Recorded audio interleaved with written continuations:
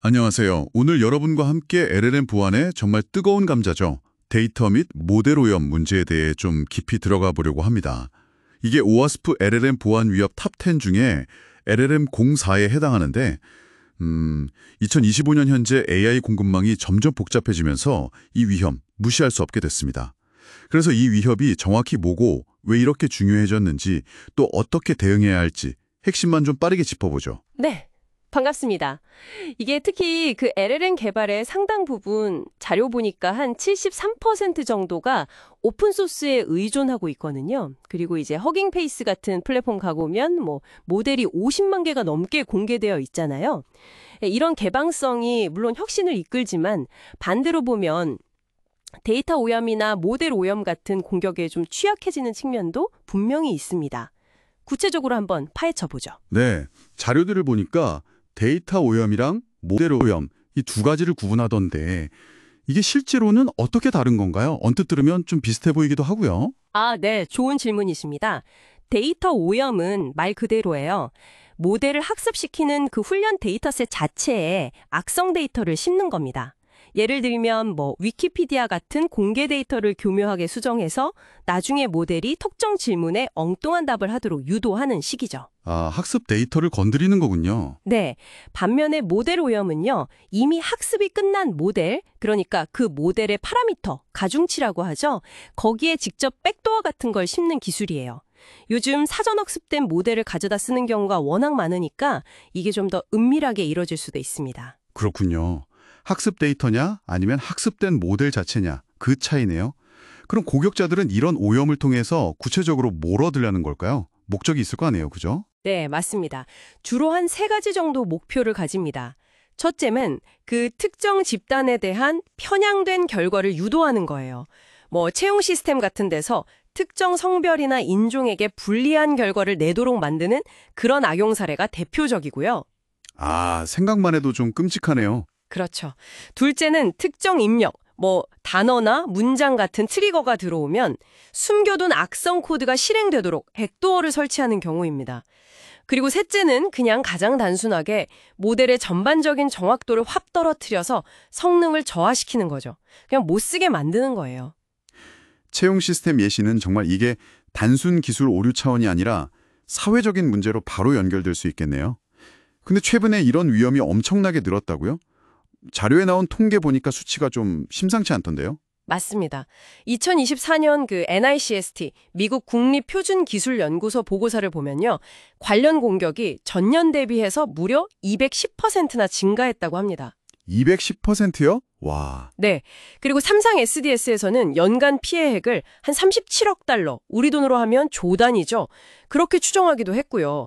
IT 보안 위험 목록 만드는 OSAP에서도 원래는 학습 데이터 오염 이렇게 불렀는데 2023년에 데이터 및 모델 오염으로 범위를 넓히고 위험 등급도 올렸어요. 그만큼 이게 현실적인 위협이 됐다는 거죠. 210% 증가라니 정말 놀라운데요? 구체적으로 어떤 식으로 공격이 이루어지는지 기법들을 좀 더 설명해 주실 수 있을까요? 공격은 정말 다양한 단계에서 가능해요. 데이터 수집 단계부터 모델을 활용하는 단계까지 전부요. 예를 들어 그 데이터 라벨링 같은 거 여러 사람한테 맡기잖아요. 크라우드 소싱으로. 그때 악의적인 데이터를 슬쩍 끼워 넣을 수도 있고요. 사람이 하는 작업이니까요? 네, 또 GitHub 같은 코드 저장소에서 긁어온 데이터셋 있잖아요. 거기에 일부러 취약점에 심어두고 나중에 이걸로 모델을 파인튜닝할 때 문제가 터지게 만드는 거죠.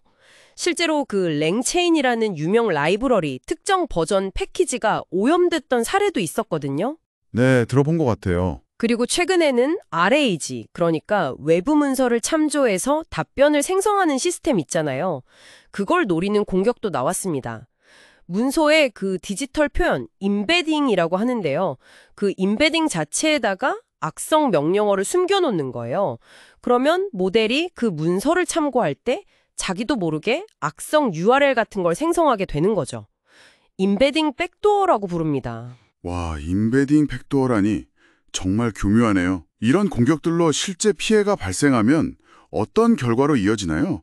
그냥 모델 성능 좀 떨어지는 정도는 아닐 것 같은데요. 훨씬 심각할 수 있죠. 예를 들어 허깅 페이스에 올라온 오염된 모델을 쓰다가 AWS 같은 클라우드 계정 정보가 유출된 사례도 있었고요.